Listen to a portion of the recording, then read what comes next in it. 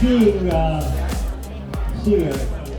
of female participants today. I was hoping men would show up, so yeah, we got some strong men. Yes, that's good. I get it. Strong in character.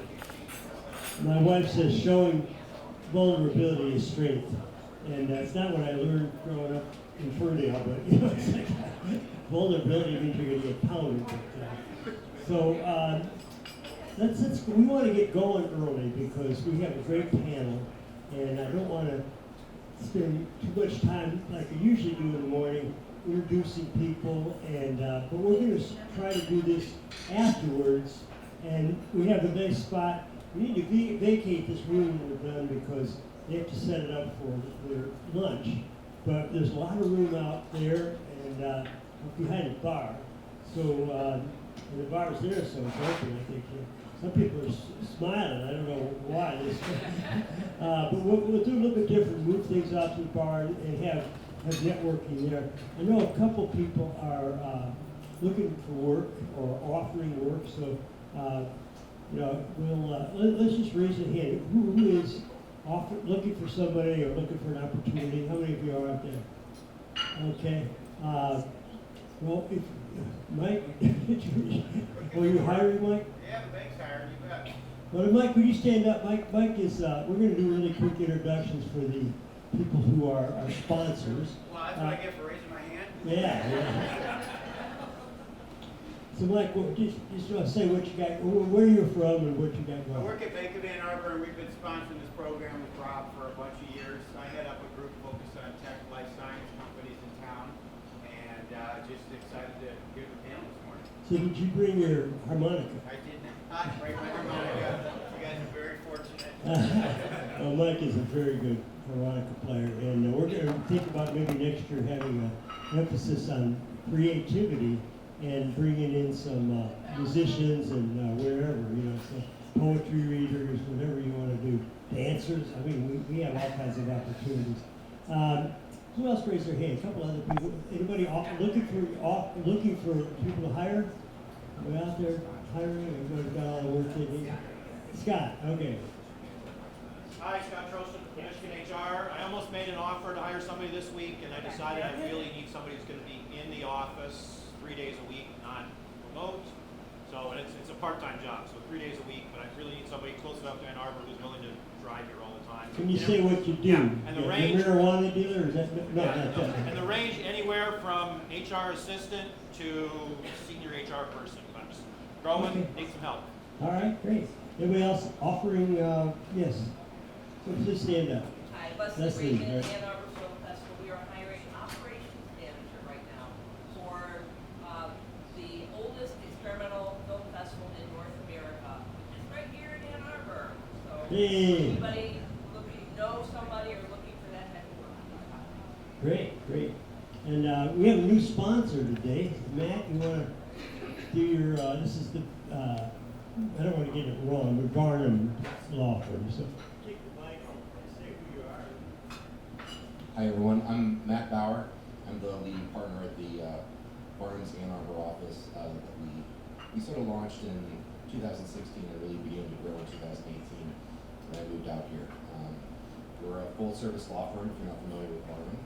200 plus attorneys. We've got about a happy 12 in Ann Arbor, and we're looking to expand and grow. Thank you. Thank you, Matt. And Matt is sponsoring this, and I think you're going to also be involved in Detroit. Yeah. So I want to pitch that. Mike Durgis, where are you, Mike Durgis? Mike is a very tall guy. There you are. Yeah. Come on up, Mike, and talk about what we got coming up in Detroit Leaders Connect. We have another breakthrough program.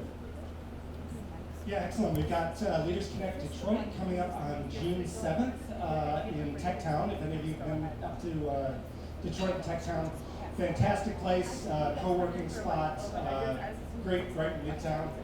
And we've got Ari coming in, and Ari's going to talk about the visioning process that he's used for Zingerman's for all these many years. So, fantastic program. If you were here when was that? February? So if you're here in February, similar program to that, but great venue, great group of new people. Can you talk about what's coming up in Yes, in September 20th now. It's a work in progress, so we're still kind of putting it together, but there's a number of organizations, Samaritas is one of them, that works with refugees and resettling refugees, Ukrainian refugees, Syrian refugees, Turkey now, in Michigan. And so this is going to be a panel discussion, again, at Tech Town in Detroit, focused on that process, how people come into the Michigan, how they get the support from housing and jobs. It's going to be a fantastic program, so look forward to more marketing on that. Can you say what your company is? My company, so I'm Mike Durgis. Sigrid Group is the company. We are a management recruiting and organizational development consultant. So if you have any needs on the hiring side, let me know. And Mike also is very involved in Detroit and does a lot of great work. So and is a sponsor of the Leaders Connect Detroit, as is Bank of Ann Arbor and Barnum and any others, Mike? Raymond, yes. Okay. Well, for Detroit, I'm here. Well, speaking of Raymond, Chris, can you say a little bit? Hi there, Chris Singh. I'm here. I see Christy Lynn and Adam, one of those strong and character men back there. Thanks for coming. Actually, the only reason they're here is we have a firm-wide ethics training that we have to do for our license every year. They're really happy they have excuses. We are a professional services firm, a regional firm, and we have a wonderful office here in Ann Arbor.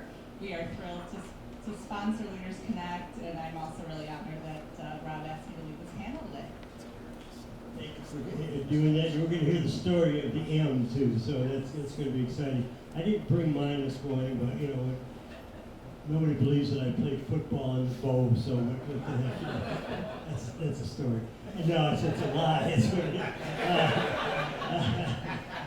But yeah, I do actually do some work with the football team on player development, so it's kind of fun to be involved in that. So we're going to get started. Let's see, we got one more office evolution. Yeah, come on up. We usually have David, but today we have a very good office evolution partner. Good morning, I'm Jen. I am the business center manager at Office Evolution. Jen Mahalik. So we do flexible office space for small businesses, entrepreneurs, individuals. We have meeting room spaces and private offices and co-working spaces. So we kind of have business services for the flexible environment that is workspace today. So this is a networking event, a connections event. You'll see on your chairs there are these brochures with a free trial on it.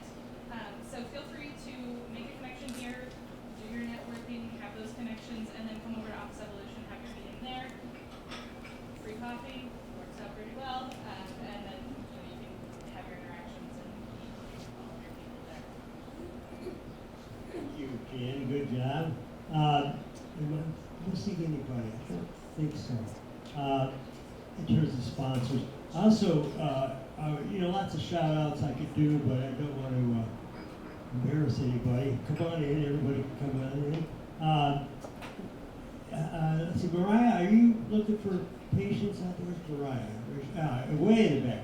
Are you taking new patients? Not right now. We are taking a wait list. So I'm Mariah Lewis. I own an eating disorder treatment center here in town. We focus mainly on the nutrition side of the eating disorder treatment. I'm about to go on maternity leave here in a few months, so we're slowing down on our caseload, but we are taking a wait list at this time. So if anybody you know or if you know somehow, we take referrals and take this right out.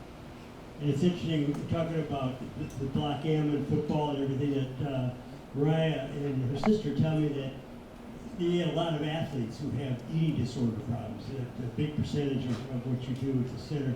So that's one of the things with the mental health and sports that we really don't explore very much is how the toll that it takes on people to do it. I also want to, Rob, stay up for a minute, Rob.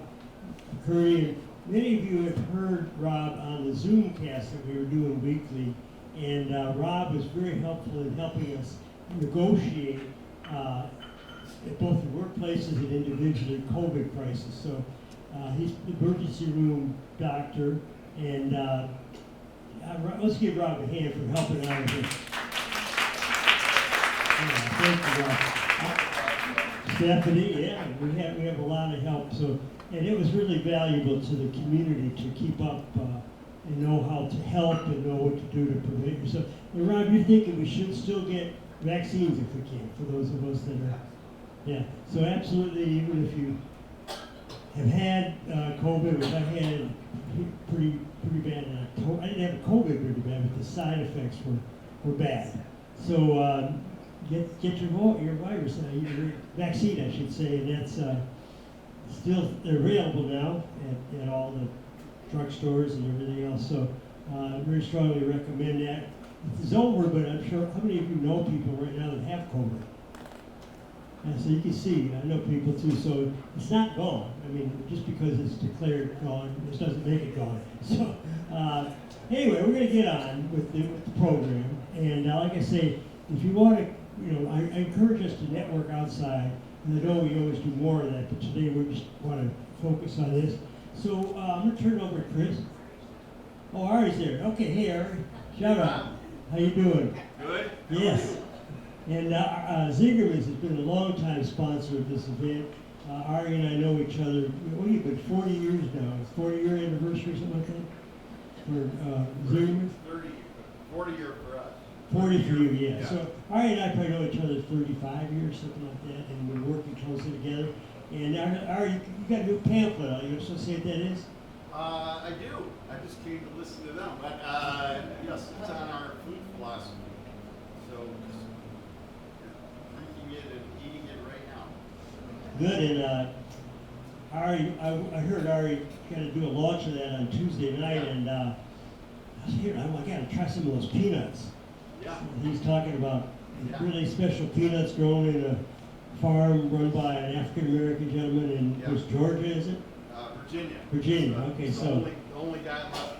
Jen Heyman will appreciate it. The only guy left that still cures the peanuts in the field the old way. So instead of taking them in a machine, drying them, they're stacked like corn shocks, and we leave them in the field for about 6 weeks so that they sun dry. We could buy those in packages, or just You can buy them right now as an appetizer on the menu. Okay, everybody's going to have a drink after this, so why not? And then the other thing I wanted that Ari had us do the other night was eat peppercorns. Now, how many of you have eaten actually a peppercorn?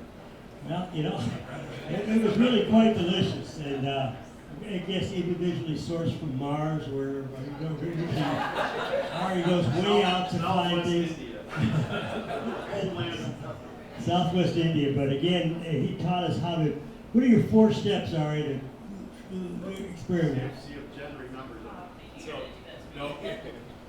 it's to know the product, so where it came from. Nicole might remember it too. So to know the history of it, where it came from, why it is what it is, which is super important. Long time no see. Just like it is with human beings, if you don't know where they're from, you don't understand their background, you don't understand who they are, it's very difficult to treat them with dignity as they deserve to be treated, and it's the same with the food. If you just eat it, it's not evil, but it doesn't allow for a holistic understanding of what it's supposed to be and why it is the way that it is. The second is to look at it, so like those peppercorns that we had are much bigger than your typical commercial. Size of a grape, I think it was. No, not that big. It was pretty small. Like a Tic Tac, maybe. And then the third is aromatic, so it's to really smell it, because as the physician can tell us, physiologically, it's an enormous part of what we experience.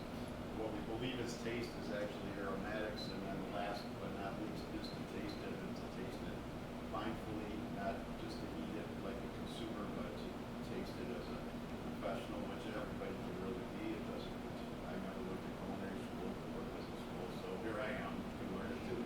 So there you go. Thank It's you, Ari. It's all in the pamphlet. And let's give. I don't want to cheer Ari, although he's okay.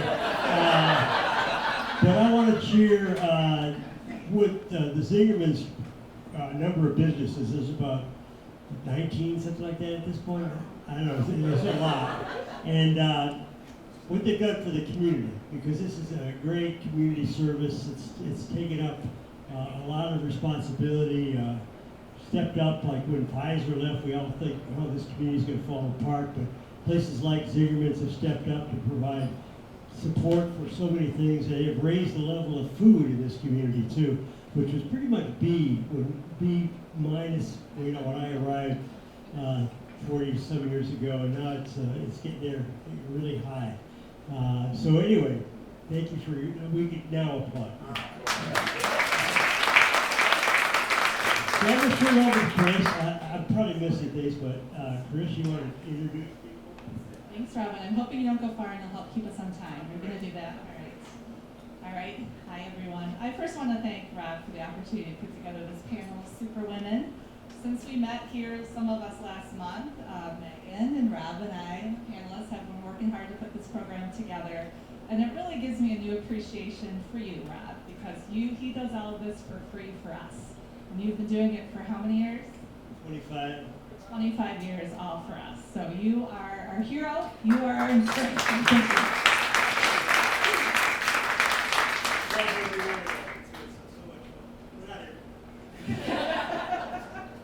So today's general topic of women in leadership, that is not new.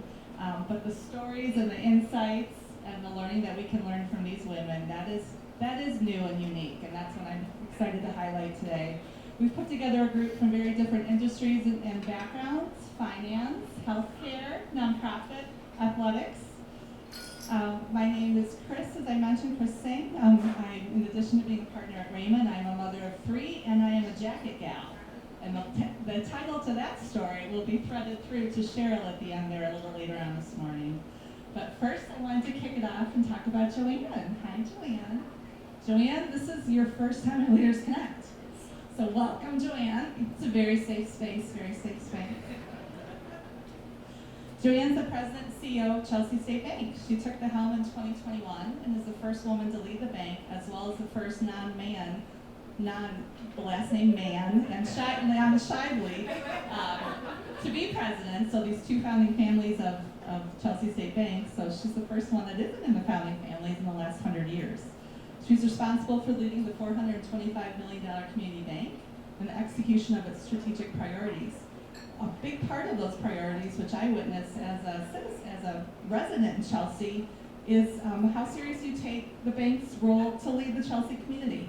And I can really tell how much it's been elevated in the last 2 years that you've been at the helm. So thank you.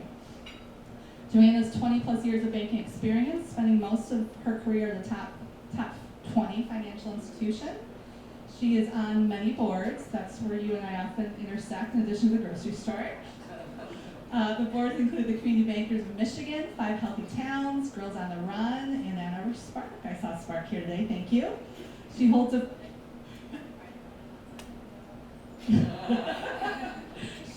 business degree from Eastern Michigan, lives in Chelsea with her husband and children. So welcome, Joanne, and please tell us a bit about your story and your insights on leadership. Thank you very much. So, insights on leadership. My story is that one of my former managers saw something in me that I didn't see in myself. And really it came down to an opportunity where I was struggling with I had a struggle with a colleague, and I asked for help of how to handle the situation, and thought that he would just step in and handle that situation for me.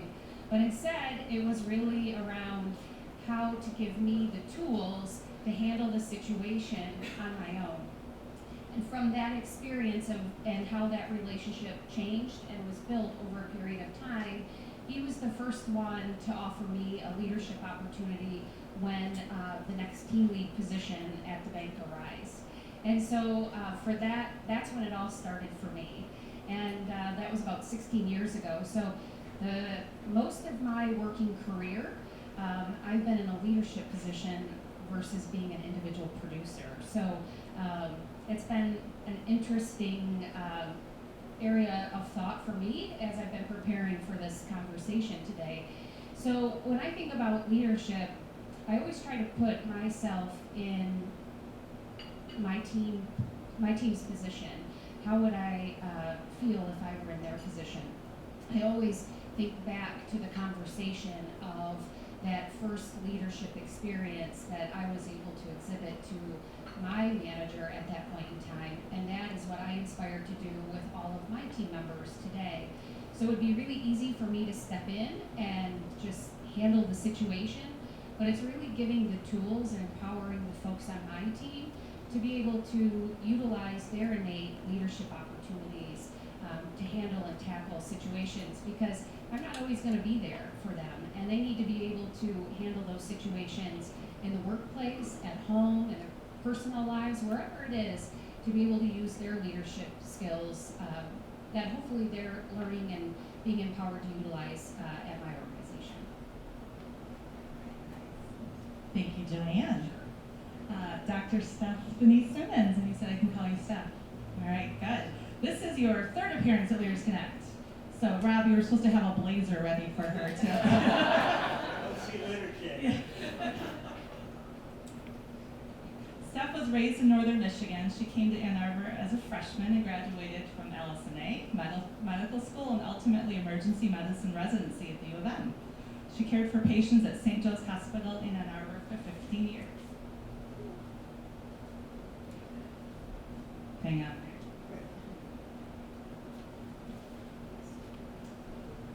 While she was serving patients, she was also serving as medical director of patient and clinical experience for Emergency Physicians Medical Group for over 1,000 clinicians, and then VP of patient and clinical experience for Envision Physician Services for more than 20,000 clinicians.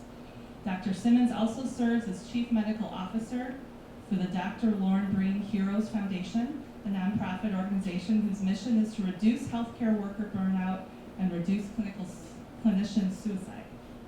Steph is an experienced speaker. I believe you said something like 140 keynotes last year. Wow.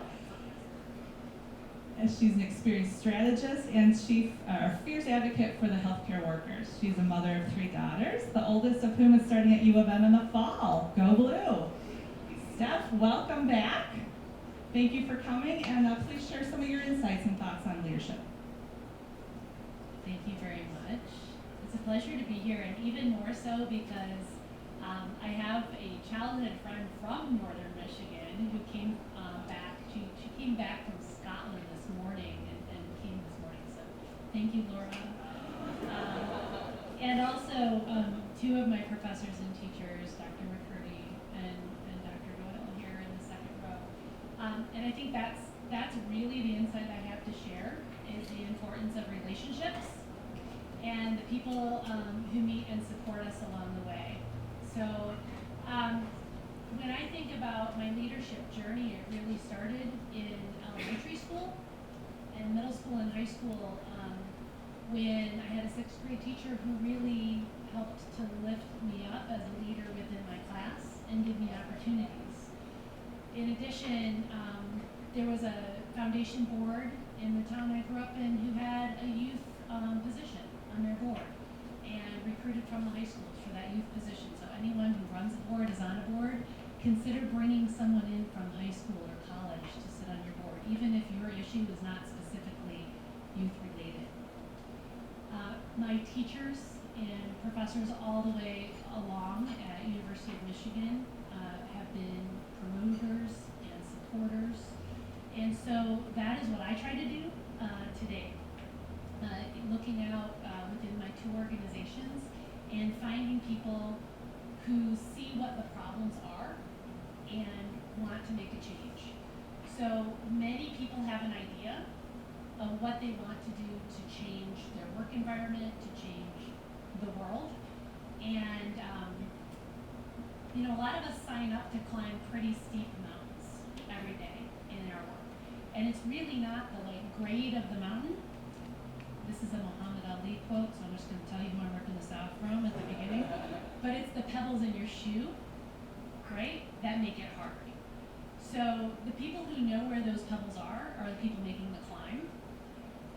And they're the ones who need to be empowered to take the boots off, take the pebbles out, and keep on going. And so identifying who those folks are who are motivated to make that change, empowering them to do that, and then just really people just need a little support, a little uplift along the way, and you're gonna have a huge team pulling behind you. Thank you, Steph. Susan, and I know you have those youth on your board, and you can tell that in a little bit. But Susan Westhoff, who is the new president and executive director of the Ann Arbor Hands-On Museum and Leslie Science Center. Congratulations, Susan. Who has been to the Hands-On Museum and Leslie Science Center? What a jewel of the community. So we're so excited that you're continuing that through your leadership. Susan, as you will hear, brings a passion for working with youth, volunteers, and cultural partners to her work and strives for a feeling of community in all interactions. Susan served as the COO of the Hands-On Museum for 5 years and executive director of Leslie Science Center for 11, prior to becoming the leader of this full organization this year. Susan has previously held positions at the University Musical Society, Chicago Symphony Orchestra, and Continental Divide Trail Alliance, and executive director of Trinity Irish Dance. Susan lives in Ann Arbor with her husband Jim and children Ellie and Sam. Welcome, Susan, and please share some comments with us. Hi, everyone. Thanks, Chris, for inviting me, and it's an honor to be on this board of incredible women. If you can't tell, I've been in nonprofits my whole life, so I've always been about giving back and being part of the world and the community around me. And as I was thinking about what to say today and what I could even have to share, I actually went back to school as well. So dialing back a ways, I was thinking about high school. So I was a trumpet major, to go back to all these interesting places I've worked. And before that in high school, I was playing trumpet, and I was decent at it. And my junior year, we always did auditions, and my junior year, I became nominated as the section leader of the trumpet section. If you're a musician in any way, you know that trumpet tends to be the natural leader of a band, because we're loud. By default, trumpet and percussion, can't help it. But I was the junior, I was a woman, and I was in a blind audition the best, which did not go over very well with the male senior who thought he would be the section leader that year. And we did a second blind audition and a vote by all the trumpet players, and I won again, which was very, very hard as a 15-year-old at the time, turning 16, female. I really struggled with it. I became very apologetic. I became very accommodating. I offered to co-lead, which is what we did that year. It wasn't necessarily a bad thing, but I think that is a good layout of where I started in leadership. I was trying to navigate and figure out, how do I be good at something, naturally good at something, and own it in a way that felt good to me and felt good to the people around me. And that's tricky. The nonprofit world that I came up through was led mostly by men, to be completely honest. And it was always really interesting to navigate and figure out, how do I continue to be authentic in who I am, which is very kind and empathetic, compassionate. That's how I lead. And I've come into a place where I own that very solidly now, but it took me quite a journey to not feel like that was a fault. So I think for anyone who's an audience looking to be a leader, or maybe struggling with that as well, to realize that empathy is a strength. And I did not know that until maybe 10 years ago. Being able to really genuinely connect with people that work for you or work with you, to understand what they're going through and be able to bring them to the table in a place that they feel strong and supported is incredible as a leader. And I feel grateful that I've been able to realize that. The other thing that I wanted to bring up today is that I see all these young women in our organization who are leaders already. They're leaders as assistants or managers. Their position might not be a leader, but they genuinely are leaders. And they don't have the same struggle, I was saying to Chris, that I had. I didn't have confidence. I didn't understand where I was strong. They know exactly why they're strong.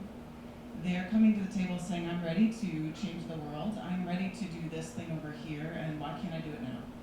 And why can't we hire more people? Why can't I pay more? And they're not going to wait for the right answer. And I think they're seen often as complaining, or they're seen as being impatient. and they're not necessarily supported for the strength that they're bringing to the table of being confident and knowing what change needs to happen. And so my struggle as a leader now, and where I'm trying to grow, is how do I work with this younger generation, and how do I support them in gaining patience a little, I think is maybe a good thing. But also helping them feel empowered and helping them create change at a pace that is much faster than we're used to making. They're not willing to wait, and rightly so, right? They grew up in a world where climate change was real and happening all around them. They grew up in a world where Black Lives Matter was real and happening all around them. The world is highlighting the change that is needed, and they're ready to do it. So I think our opportunity and challenge as a leader right now is, how do we make that happen? Thank you, Susan, and we do want to get further opinions and discussion on the younger generation of women at the end. Yeah, so I'm very glad you brought that up. So our last panelist today is Sheryl Szady, who may be a new face to those of you in the audience, but I bet you know people that have been impacted by Sheryl and her life's work, so I'm really excited to tell the story. Sheryl made a significant impact on my life long before we met. We just met a few years ago. Sheryl earned 3 degrees at the University of Michigan after arriving here in 1970 and has been making history ever since. Sheryl is the leader of an equality movement, and that's the story we're going to tell you. Sheryl played field hockey, volleyball, and basketball as club sports at the university because there were no varsity athletics teams for women when she started. With the passage of Title IX in 1972, she led the efforts to convince our Board of Regents to create 6 varsity teams. Over the next 20 years, women's athletics did evolve towards less inequality with the men's programs, but there was one big exception, and that was being the Block M Varsity Awards. I got my letter jacket in 1990, and one of my buddies here in the front row, if you want to put this on, Brandon, do you mind demonstrating this? You didn't know that sitting in the front row would mean this. So about the first 20 years of women's athletics at Michigan, we call ourselves the early women letter winners. These were our letter jackets. A little different, right? The M's a little different. Maybe it's a little orangey. There's no leather sleeves. They're all right, but the men said that's what we should have. Thank you, Brandon. Good modeling. And then the next year, in 1971, the current female athletes were given the same black M letter jackets as the men, looking like what Sheryl and I have on here. So that was 1971. Women's athletics started in the early 70s. So there still was disparity for the first two decades of female athletes at Michigan, and correcting that disparity was still part of Sheryl's unfinished life's work. And in 2016, finally, Ward Manuel listened. He was not the only person he talked to, but he finally listened. And he authorized the university to issue jackets to all 900 early women letter winners. And the jacket gals were born. These are our varsity letter jackets. So Sheryl, please tell me what I missed about that story, and I'm so glad you're here, and I know the audience is going to be thrilled to hear from you. Thank you, Chris. Just one thought. The varsity athletic program started for women in field hockey, volleyball, basketball, swimming and diving, synchronized swimming, and tennis in the academic year 73-74. And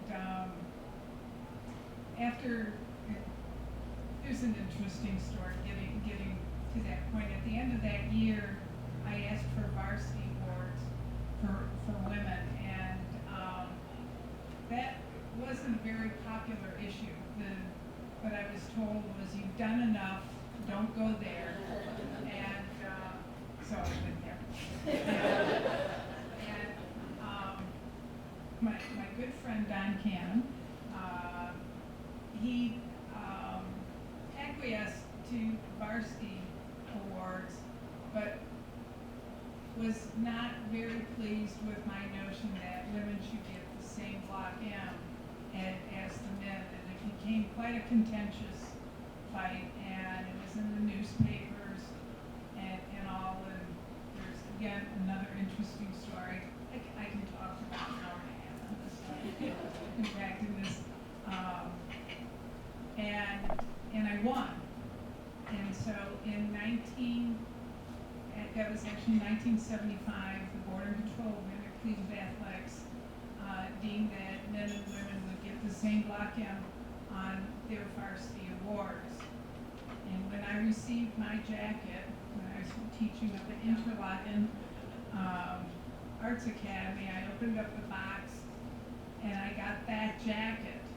And specifically that M and not this M. And I called Marie Hartwig and I said, what is this? And she said, that's what you're getting. Because now she was working for John Cannon. And that was her answer on that. And so I spent time from a distance making the point that was the wrong M. And finally, when Jack Weidenbach became athletic director in 1991, as he said, it was about time, and he changed the varsity awards for women. So all the women from 91 on get this jacket. But I still had a problem because I didn't have this M.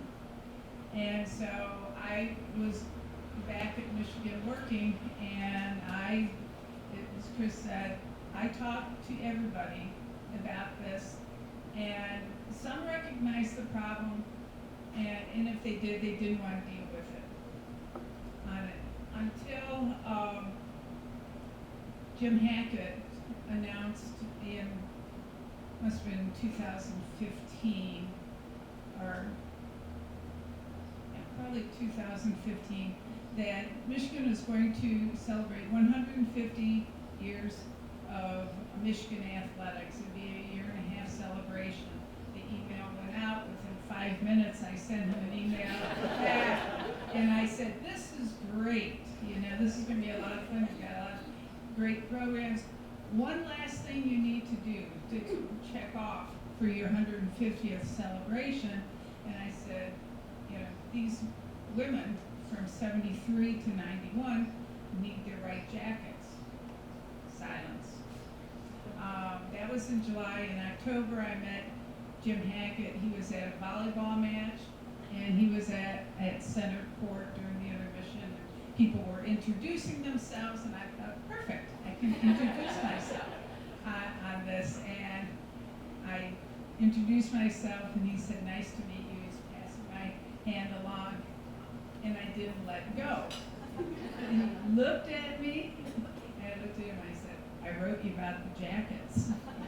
And to his credit, he said to the people on either side, excuse us. And we went in the hallway, we talked for 10 minutes, and he said, my people will be in contact with you within a week. And I said, do you want my phone number or my email? He said, no, Sheryl, we know on this. So this progressed well until I was working with Bob DeCarolis, and we had just figured out which 900 women should get new jackets. And I was walking out to my car, and I turned the radio on, and my email pinged, and the radio said, Jim Hackett to leave Michigan to head up Ford Motor Company. And I'm like, no! And luckily, the project didn't fall off the table. It was stalled. Ward Manuel came in, and I saw him probably in April, and he said, Sheryl, I've been reading your research, which was like the best news ever. I said, you're going to do it? He said, yes.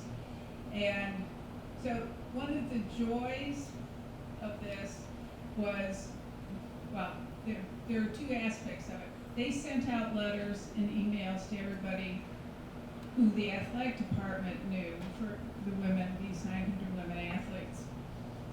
But they didn't have good contact information. So and people thought it was a scam.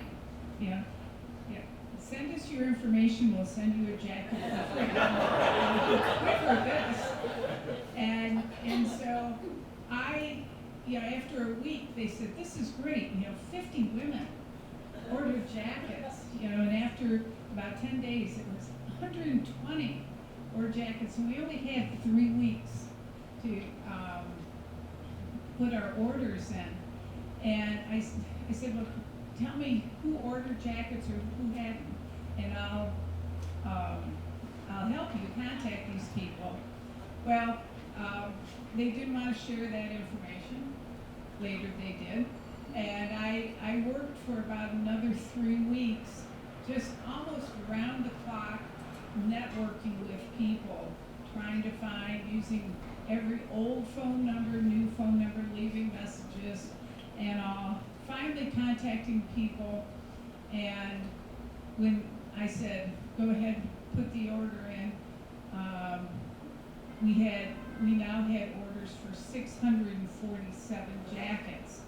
And the jacket dealer was yelling at like saying, you're supposed to turn these in like 50 at a time, not 647 of them. So the joy was these jackets arrived around July 4th of 2016. And I asked people, I put up a Facebook page, and I said, put your jacket on, take a picture, and share your thoughts. And people just put their pictures up and shared their mostly emotional thoughts about this. But what was happening was this group from 73 to 91, there were no email at that time and no cell phones at that time, and they had lost contact with their peers. And all of a sudden, they were finding not only their teammates, their roommates, their classmates, but they found that their neighbors were jacket gals. And a whole community of women all of a sudden were in contact and refounding each other. At that time, we had about 800 women that I had found and had ordered jackets. And by the end of July, they were saying, bring us together, Sheryl. And I thought, this is more than I signed up. I called Athletics. Indiana was the last football game. They didn't think anybody was going to show. So they held a block of tickets. Not that they gave us the tickets for free. We still had to pay for our tickets. But 300 of the 800 women returned, which if you're doing anything with alumni, it's amazing on that. And it goes on from there. We had a delightful weekend, but the joy of this group is, meeting Chris, meeting other people. If you go to UMS concerts, you see me with my jacket. If I don't wear it to a UMS concert, there's always some guy going, where's your jacket? It's like, it's July, it's hot. On that. But it's been a great community and a great effort. I go on and on with that.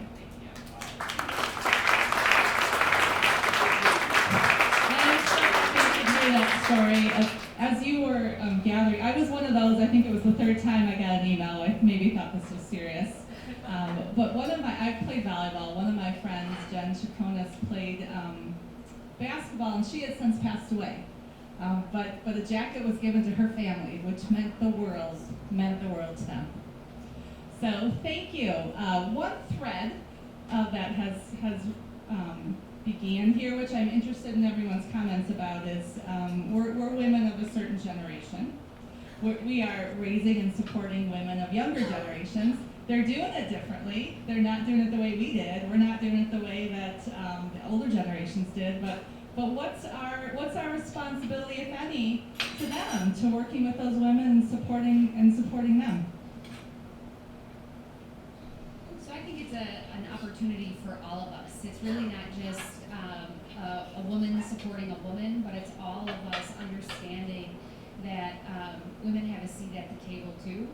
And you know, when you think about the younger generation and the folks that I've worked with along the way, but banking is still very much male dominated. If you walk into a branch, you will see a lot of women typically working in a branch.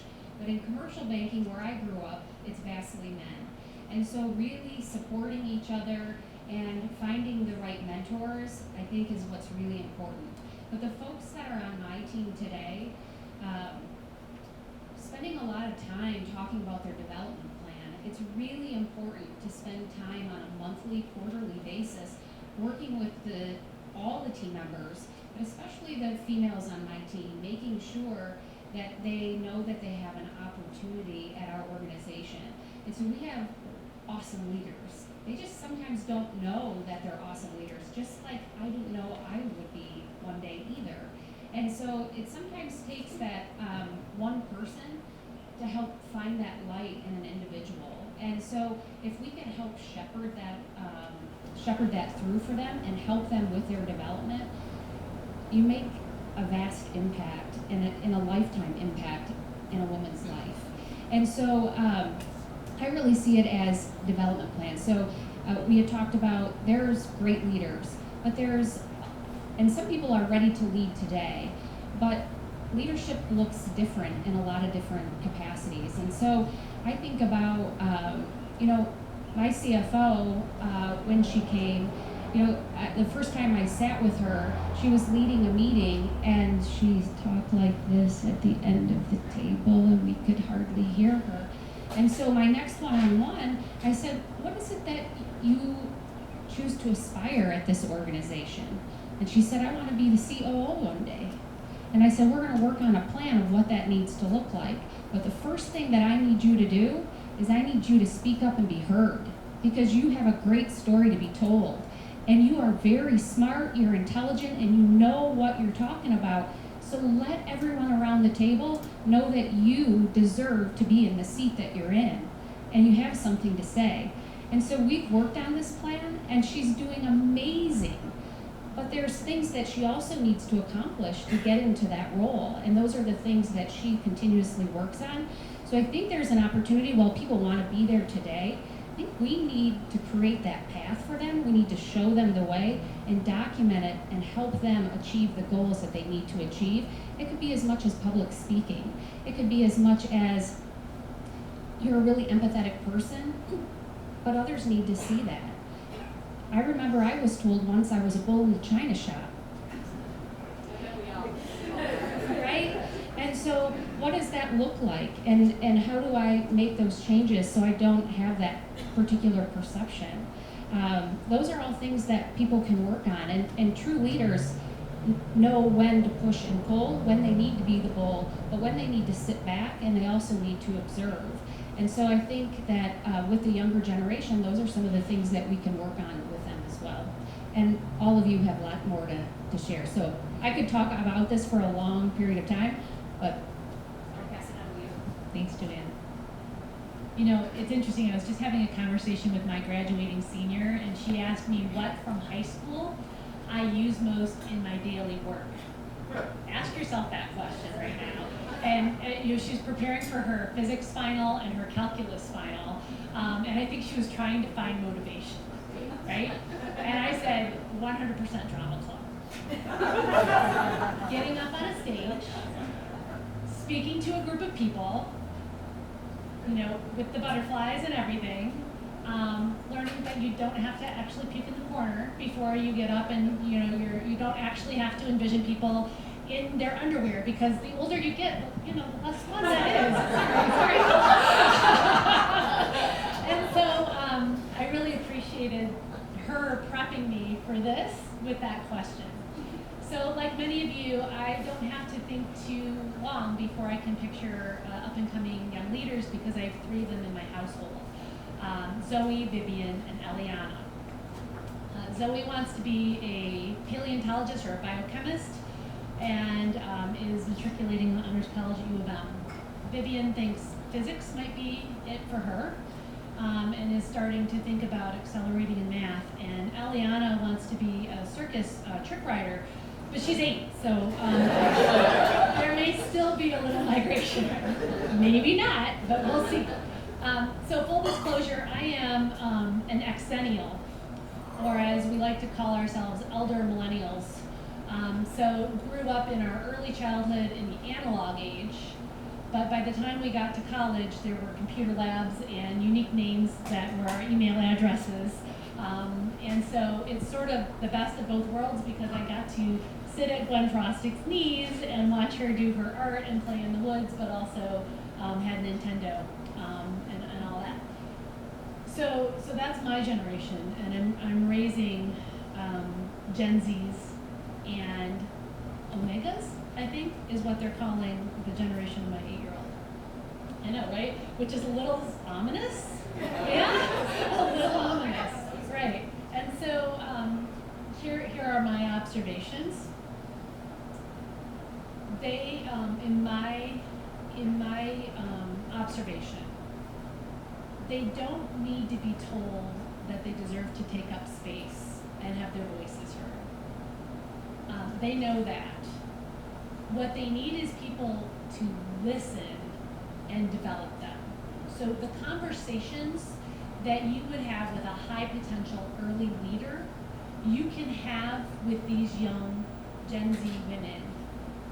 The same conversations that you would have had with someone who's 10 years younger or 15 years younger than you, around emotional intelligence, around understanding what other people need in a team, in a room, what they need to develop in their leadership, but that those skills are what's going to accelerate their ability to make a difference. Not necessarily their ability to get a job with a title or a certain salary, but to make the impact that they want to make in the world, because what I'm seeing is that that is what is motivating them. Yes, along with those other things, but they want to know how they can change things, how they can make them better, and those are the same skill sets as leadership in an organization, right? So we can have those conversations and get them primed and ready to not only lead, but to make the difference that they and we need them to. Rob wants to encourage us actually to take pictures of the event and share those on social media too, so I want to get that across. Thank you. I'll try not to make a funny face now. Everything you both just said is, of course, spot on and wonderful. So I'm trying to think of what I can add that is uniquely different, or perhaps a little bit different angle. So one thing I would share with our younger staff is everything they both said and helping them find community of other leaders their age. So I know I benefit a lot from a couple of different networks here in town where different executive directors of nonprofits can get together and we can talk and we can share ideas. But we can also share our challenges and support each other in a really more vulnerable, transparent way, and that is incredibly helpful to me.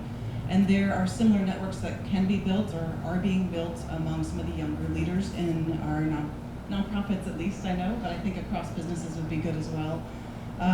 Because they're craving that feedback. This younger generation, at least that I'm seeing, is looking for constant feedback. They're looking for transparent communication, open communication, the feedback you're talking about, absolutely, from the leadership of their organization, but also feedback from each other.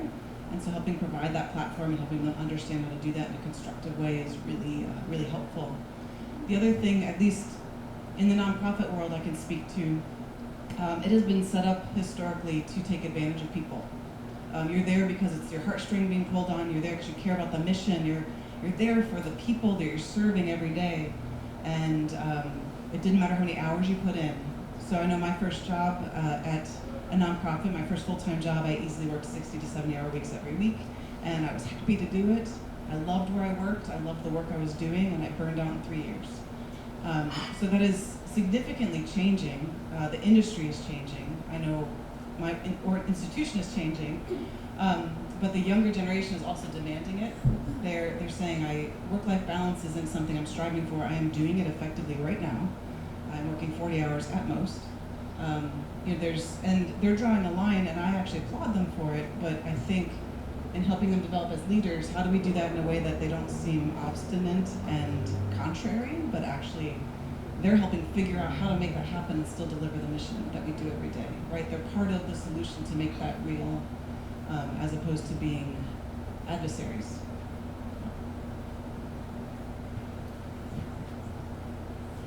So, They have a different spin on it. a different spin, different angle. I was gonna say, all of this makes for a very good volleyball team.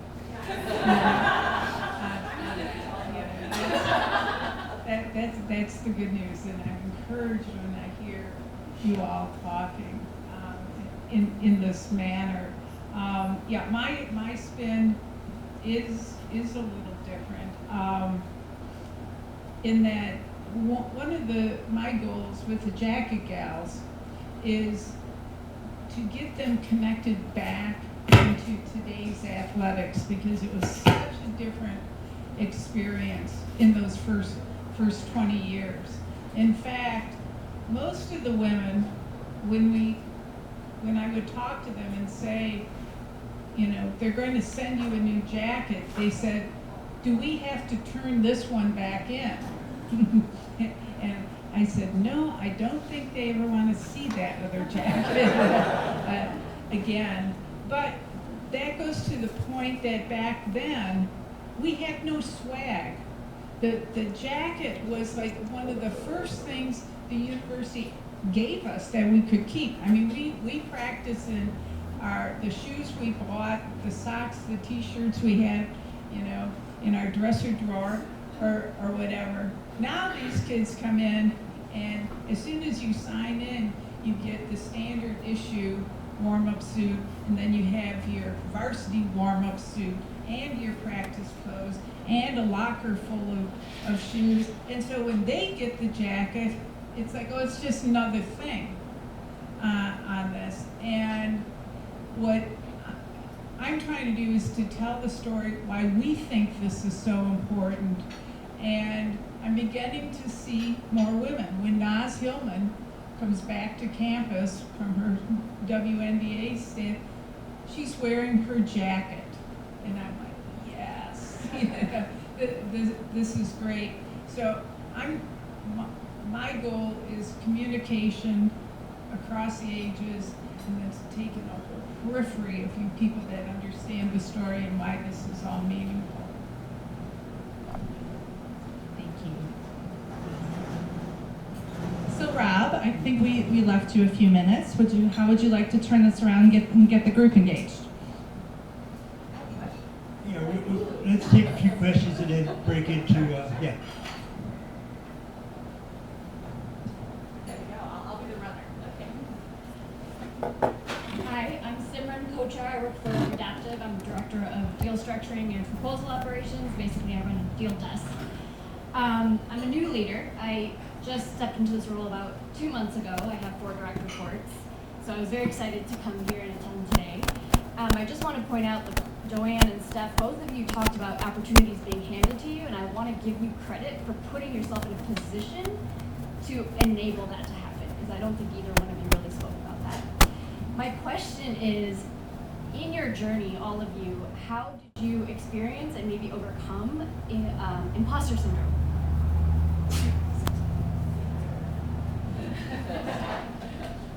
I'll start by saying I had it this morning.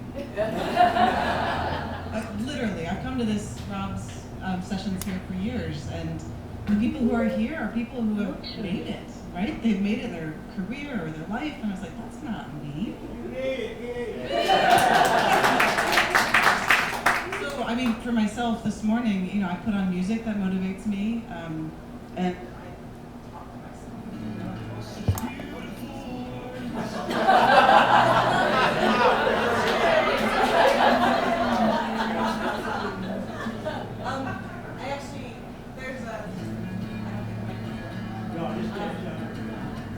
there's a program I did last year when I knew I was applying for this job. I knew it was coming.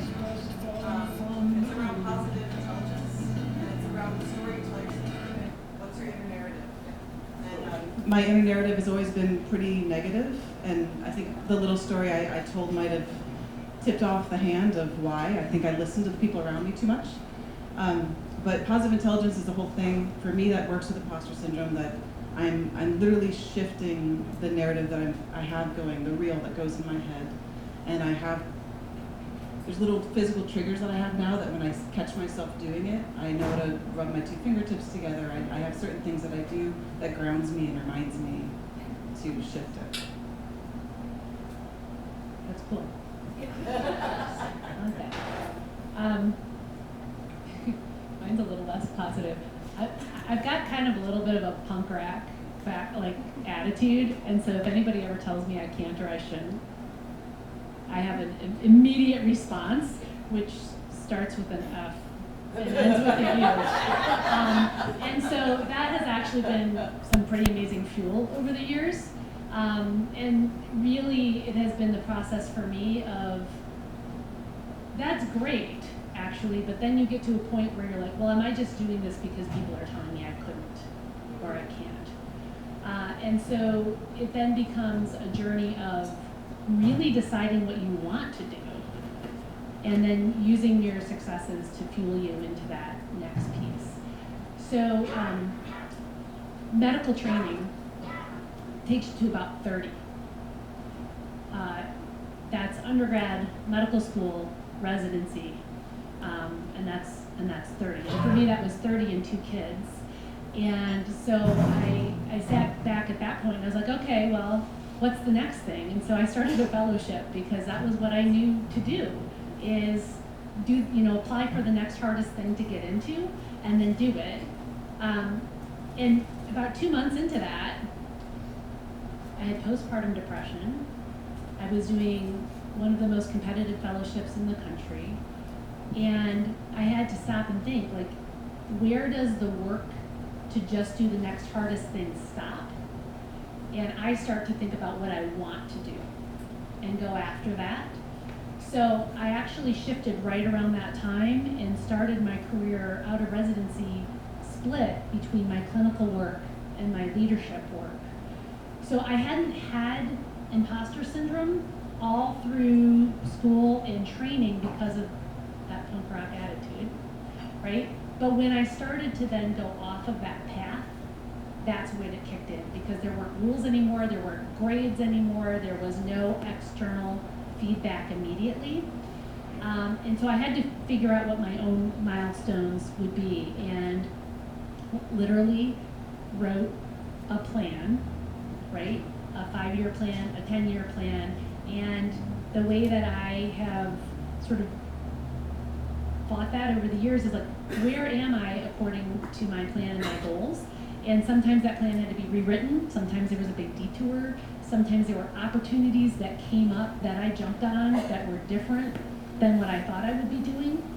The foundation I'm the chief medical officer for right now didn't exist 3 years ago, so it wasn't on the 5-year plan, neither was the pandemic.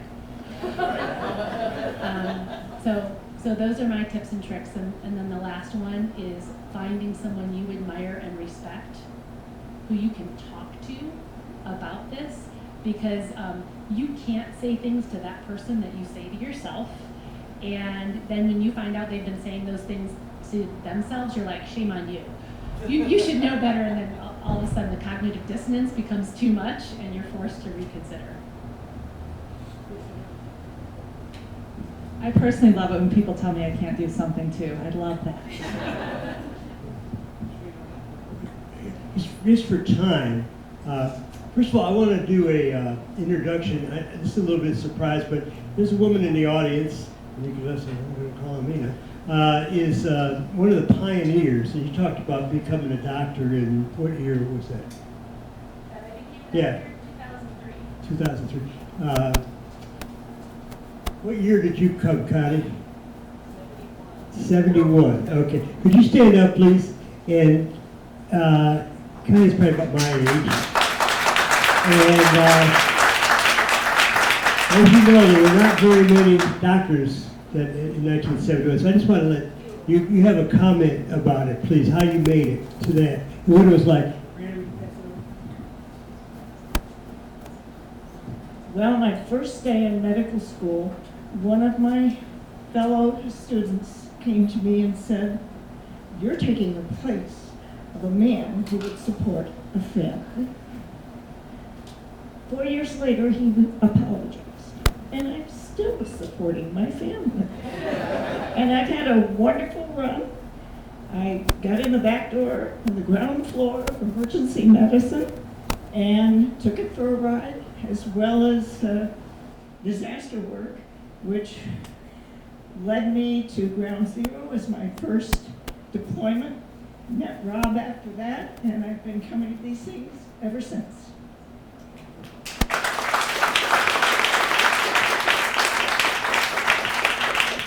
Connie has served for the Red Cross and different organizations, maybe not the Red Cross. The Health and Human Services Assistant Secretary for Disaster Relief. Okay, so that's at the federal level. Federal level. So she is quite a pioneer and has mentored and helped train Rob and helped train Stefanie and thousands probably of others people. And you may have seen her when you brought your kid in for stitches sometimes, I don't know, or worse. So we're going to kick it back. If I could just introduce it. We just have a few minutes, but this is Leaders Connect, so we want you to have a chance to connect with some people. So in threes, will you just talk about your reaction to this, your thoughts, your takeaways, and then and also maybe a question for the panel. We'll probably go a little bit over 9:30, but if you have to split, that's fine. So just find two other people, preferably people you don't know, so it's not the people you came with, and just talk about whatever, in terms of your reaction, and then we'll have you report back, a few of you report back. Thank you. So you have 5 minutes.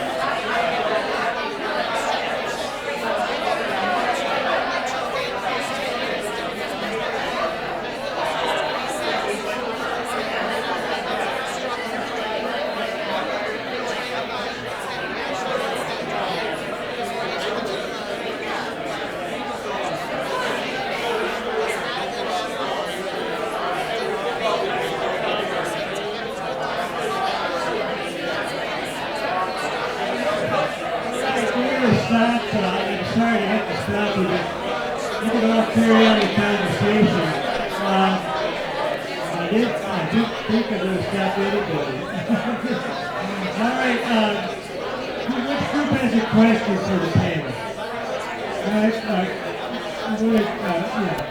right, introduce yourself and say where you are, do the work, and pass it on the panel. Absolutely.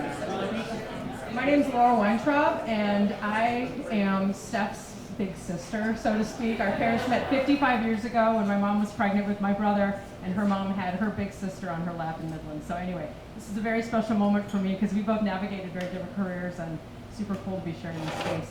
So I have 2 degrees in civil environmental resources engineering, and I'm a vice president at Limnotech. We're an employee-owned water resources consulting firm here in Ann Arbor. 100% employee-owned ESOP company as of December. Awesome. This company's been around 50 years, and we're going to take it another 50 years with new leadership. I'm the only vice president in our company at this time. Leadership is an extremely important part of my life and my career, and I really related to a lot of the comments of the new tier of leadership and how to empower them. So I'm very excited about this group. Heard of it just as last week, and got home from Scotland yesterday. I'm glad to be here. So. Anyway, a lot of my work is focused on corporate water stewardship and how to empower the public or private corporate sector in their sustainability goals. Like I think all of you women up there, we have too much on our plate every day. And my 2 questions or topics I'd love to hear about. One is, how do you navigate knowing that every day you have to think about what is your highest and best use? This is a question I ask myself every day. There's things I've done for years that I just can't do anymore because it's not my highest and best use. How do you handle that conversation with yourself? And then secondly, allyship, particularly with the men I work with, that I consider to be my brothers, and how they help me when I have that imposter syndrome sneak up, and what has been your personal experiences of allyship, whether it's female, but more often male leadership, that can be that ally at your side. Can you give us the first one again? I think we said that before. The first one, I really think it's very good. My 2 questions, so which one instead? Question number 1. Yeah, the first question is, how do you navigate the highest and best use of your time on a day-to-day basis? So I set annual personal and business goals, and I focus on our strategic priorities at the bank, and that guides my highest and best use of time when I'm in the office. And so going back to development of people, when you have the right conversations with your team members, you know where their skill sets are, and you have the opportunity to delegate and allow them the opportunity to run with some of the things that you might not have time with, or that you're particularly not really good at, and it just kind of sits in the back and nags at you. Somebody else is there to do it really well, probably better than you. And so finding who those people are and handing it off and allowing them to shine and giving them the encouragement is one of the ways that I do it. The other areas I've become better at saying no. So the things that I just can't do, I say no to, or that will have to wait, or these are my priorities and I will get to, but not right now. I have a young family. I have a 10-year-old and a 6-year-old too. And so some of that, those items weigh on me personally. And so I have those challenges between my work life and my family life.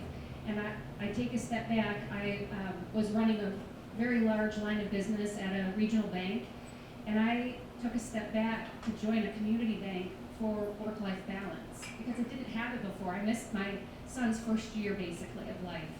And so when I think about that, that also puts things in perspective for me, is why did I make this decision? It was a life-changing decision for me, one that I will never forget.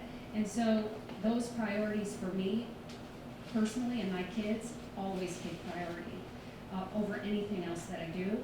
And so that's how I really make decisions and decide what I'm going to do for the day.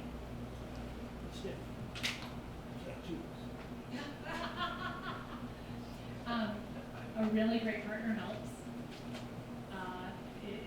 And we expand that to say that working families is really like a 3.5 FTE situation.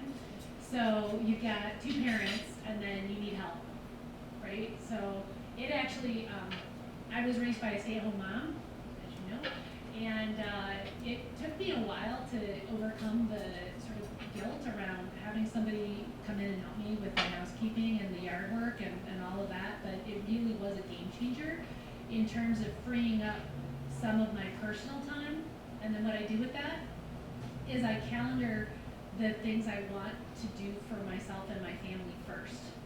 So yes, Rob, whether that's an appointment for my newest tattoo, or going to the gym to lift weights with my kids and my husband, or going on a hiking trip up north, I try to make sure that those things go on the calendar first, because otherwise they will fall off, right, with the multitude of other things that there are to do. So getting help to free up time, and then making sure that the priorities for yourself get equal billing with the priorities for work. And yes, no is a complete sentence.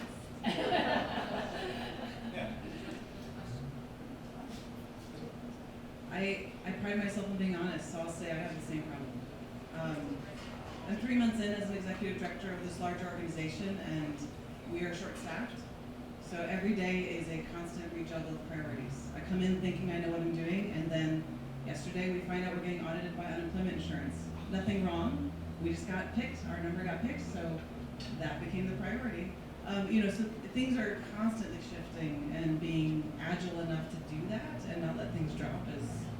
There's a quote I have on my computer. I don't remember who said it, but it's know which balls are crystal and which ones bounce, so you know which ones you can't drop because they'll break. That helps me. Mine is real short because I'm retired, and so my priority is when is my tea time today? Let's have Can I say one more thing? And Joanne, this is kind of for you. So I had my first two children during residency training, one before the 80-hour work week restriction and one after. So suffice it to say, their early years, I was not the primary parent or even the secondary parent.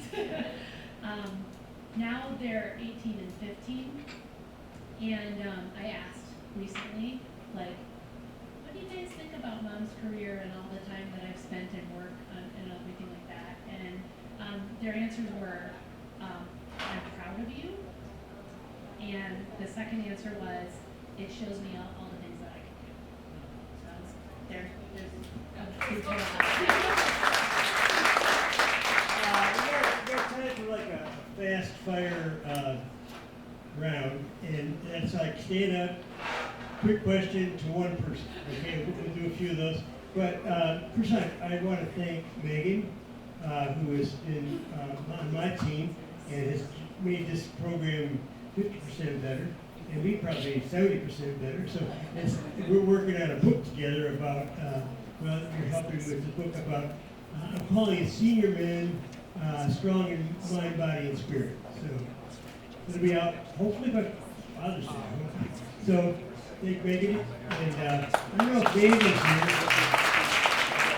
And Megan's been taking care of us for years, and if you see her, thank her very much, tip her, whatever you want to do, but she's amazing. So fast fire questions, a few of them. Who's got one?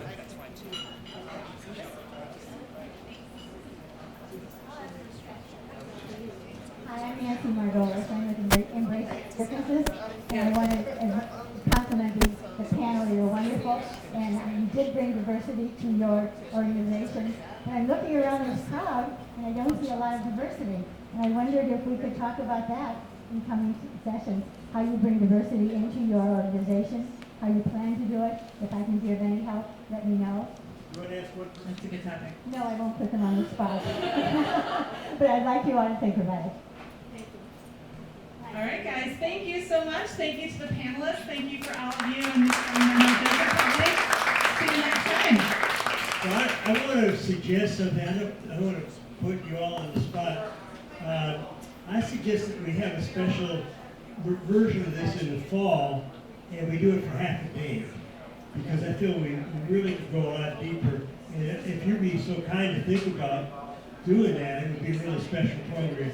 And I'm also, you talk about diversity, I'm disappointed we don't have the normal number of men that we have at this. So, no, I'm serious. It's disappointing. You know? So next time, I'll really work to get my fellow men out to this thing. So again, a great hand for the panel.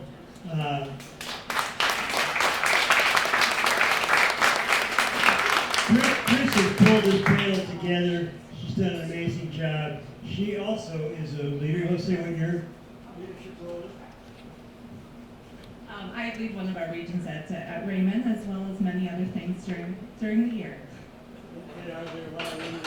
We have actually Rehmann. We're large, probably 30th largest CPA firm in the country, and we are now led by a woman, Stacy Kleiser, effective this year. Thank you, everybody. We're going to ask you all to take this conversation just out the door and hang around and network, right?